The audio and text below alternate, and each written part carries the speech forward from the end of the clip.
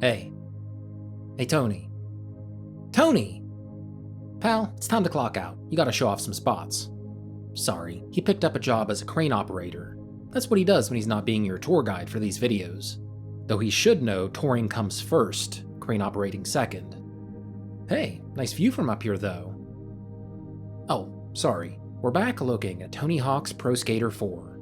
Welcome to Video Game World Tours. I had a dream last night. Well, a nightmare actually.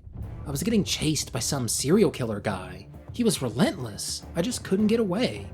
Then I ran into you. And you know what you said? This is the worst part of it all. You said you didn't check out Manta Sleep.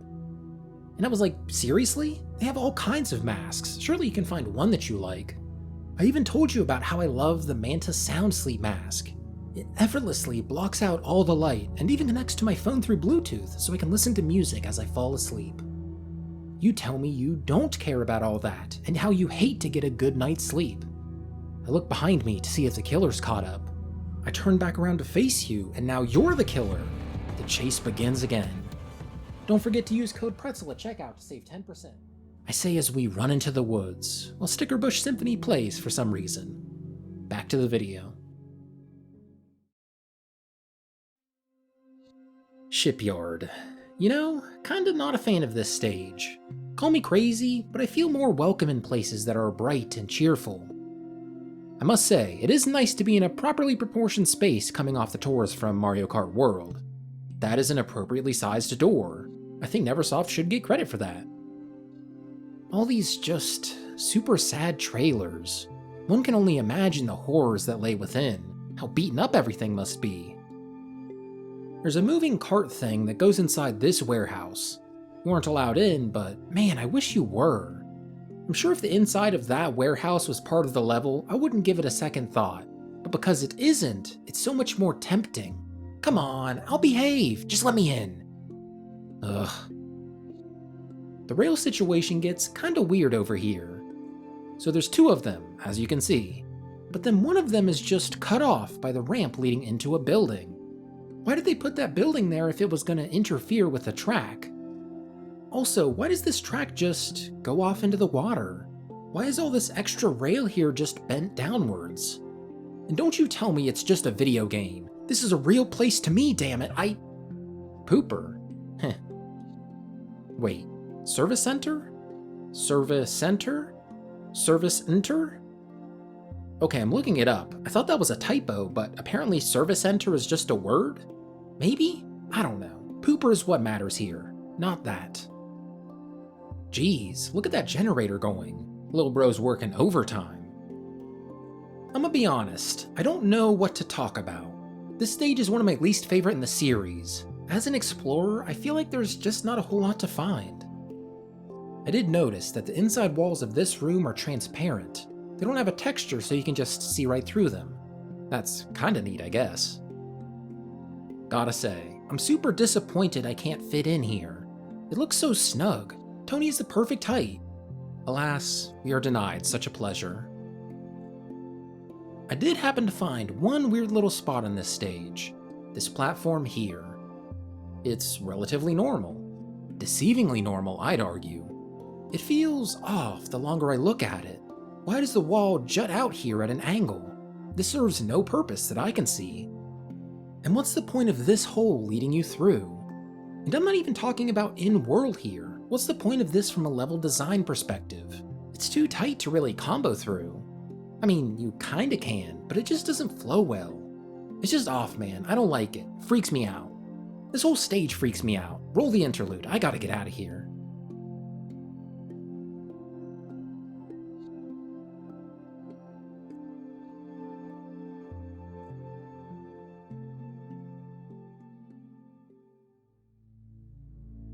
We're gonna skip ahead to Zoo. I think this was my favorite stage in the game as a kid. Just that idea, skateboarding around a zoo, it sets you up for so many fun little scenarios. But before we get into the zoo, I want to acknowledge the area before you go inside. Just cozy, you know? Alright, immediately after going inside, there's something of note. A gorilla in a cage right next to the entrance. And this isn't any gorilla, he's mega. This is like King Kong territory. Gorillas definitely don't get that big, right? What kind of space even is this? He definitely doesn't live in there, it's just a plain concrete crevice. Like solitary confinement almost. Though hell, people in solitary get a bed and a toilet. He got nothing in there. I don't want to be the one to let him free though. He'd probably tear this guy apart in a heartbeat. Over here is the bird habitat. I always liked the vibes of this spot. Can't say I'd be a huge fan of this in real life because birds kind of freak me out, but as a video game spot, I dig it. I saw this sign that says, "Do not tap the glass, egg incubators." Didn't know what to make of that at first. I'm pretty sure that's not glass. Pretty sure. Then I looked over and noticed those are the egg incubators. They're built into the ramp. Gotta say, not a good spot for those if the process is as delicate as the sign implies. But hey, who am I, right? Hopping over to career mode real quick, there's a funny thing I noticed in here. There's two Bam Margeras. One of them has a regular goal, and the other has a pro goal. Usually the goal progression is planned out in a way where you don't see two of one skater in the level at once. It's just funny how it worked out that there's two of them here. Do you think I could get them to argue about which is the real Bam? Though maybe they're both real. Phil and Don Vito would have it rough with two Bams. For the next spot, you need to actually do something to reach it.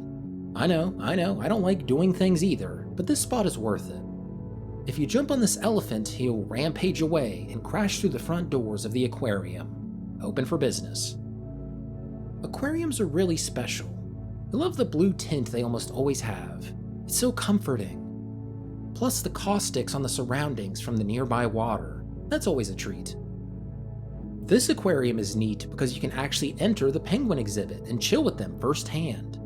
I like to imagine this has been a lifelong dream for Tony, to hang out with penguins like this. Maybe it even speaks to something deeper. Maybe he wants to be a penguin. I shouldn't speculate on such things, it's untoward. There's a big shark tank here. I was kinda hoping you could get inside, but alas, Tony can't swim. Video game characters from the early 2000s hated swimming, sheesh. Though you can grind up on the lip of the tank, ride it to the other side, and press R2 to hop off on the rail to the right. This spot is almost as cool as being inside the tank. Just don't slip, Tony, or you'll be fish food. Heading back outside, there's some more animal exhibits. Don't have much to say about most of these. You can get behind this panel in the rhino exhibit. This would be a good hide-and-seek spot in multiplayer. Ain't nobody finding you here. Oh, and there's this gorilla riding in the tram with one of the tour guides. What makes him so special? Why don't the other gorillas get a tour? Look, hey guys, you see him? He thinks he's better than you all. He'll probably beat his ass later. Final spot on the stage is the monkey room. You can play dodgeball with the monkey feces in here.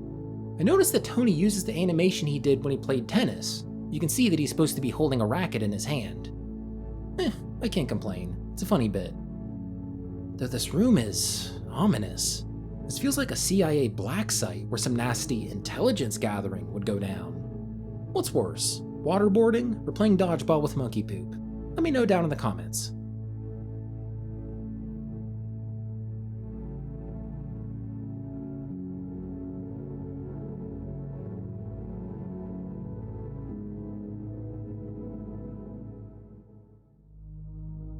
Okay, we'll go back and visit London. I just couldn't do it and Shipyard in a row. They're both grey and look kinda depressing. No offense to any Londoners in the audience, I'm sure it's beautiful in real life. It does have more interesting spots than Shipyard though, I'll give it that. I must say, I'm drawn to this gate near the start. I don't think there's a way to get behind it, but it's just so tempting. The fact that it fades away into a black void, it makes me think that it would teleport me somewhere. I want to see where it would take me.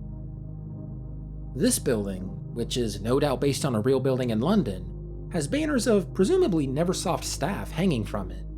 I know how staff photo Easter eggs go. I would be genuinely shocked if these aren't people who worked on the game. Anyway, inside that building, you can see it's just one big room. No doors leading you deeper into the structure. I mean, me, personally, I would have just put like one door. But again, who am I to suggest such a thing? With some platforming skills, you can reach some pools on top of this building. In the middle one, there's a Nokia billboard or banner just right in front of it. Why is this here and not closer to the street? You'd think Nokia would want some good placement for their advertisement, to have it in a spot where someone other than a cracked skater could see it. Though maybe that's their demographic. I could see that being the case. Just down this slope is the riverfront. And here's a little cafe. It's funny that you can't go through the doors to get in. You have to burst through the side windows. Just unnecessary property damage. That's this series in a nutshell. There's a name for the cafe right here. I just can't quite make it out. Tana's Cafe? That's my best guess. Sorry girl, there's your payment up there. You can just keep that. There's a parking garage nearby. Maybe it's just because I haven't seen that many parking garages in games, but this reminds me of the one from Miami in Hitman 2. I like hanging out in here, especially in this elevator room. What details are there on the cars? Tea mustn't grumble. Okay. Ooh, what's the license plate say? B. Scott Pie. At first I was confused and couldn't make sense of it, but then it hit me. Butterscotch pie. Realistically, I don't think I would have gotten that if I didn't happen to start a new playthrough of Undertale the day I'm writing this. It reminded me that butterscotch pie is a thing that exists in this world. No shade to butterscotch enjoyers, I just kind of forget things sometimes. Over here we got some buildings. Shoe repair. I'm pulling out the unjustified spot card here and showing off this section of the stage. I cannot tell you why I felt the need to include this area in the video. It just feels so welcoming, so pleasant. This spot speaks to my subconscious in a way that I can't verbally communicate. I think these are my favorite spots to show off in these videos because I feel like you're getting a perfect view into my soul. I can't logically justify why this spot speaks to me. It just does. Feel it with me. Let it envelop you.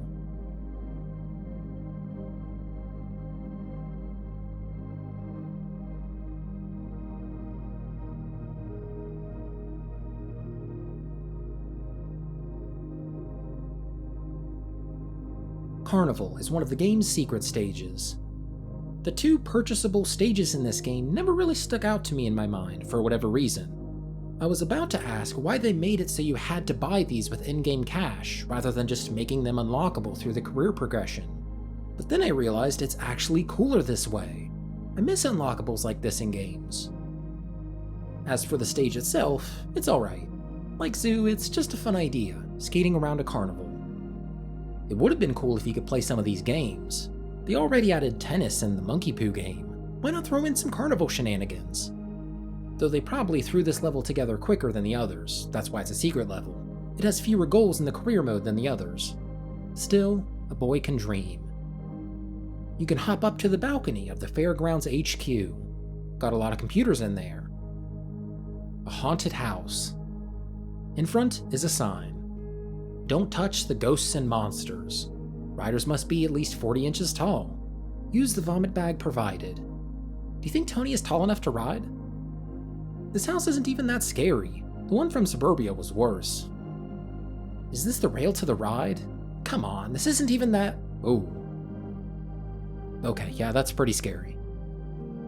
You can hop onto one of the Ferris wheel cabs and ride it up. What a view.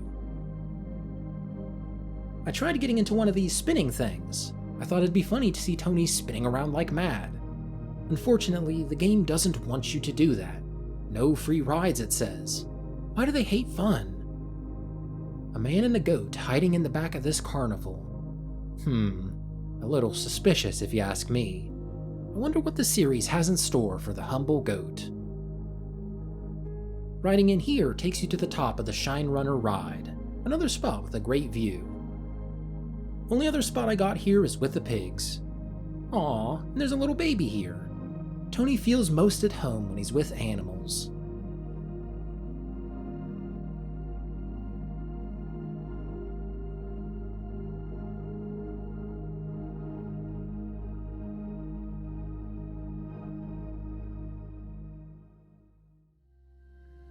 The final stage of the game, Chicago.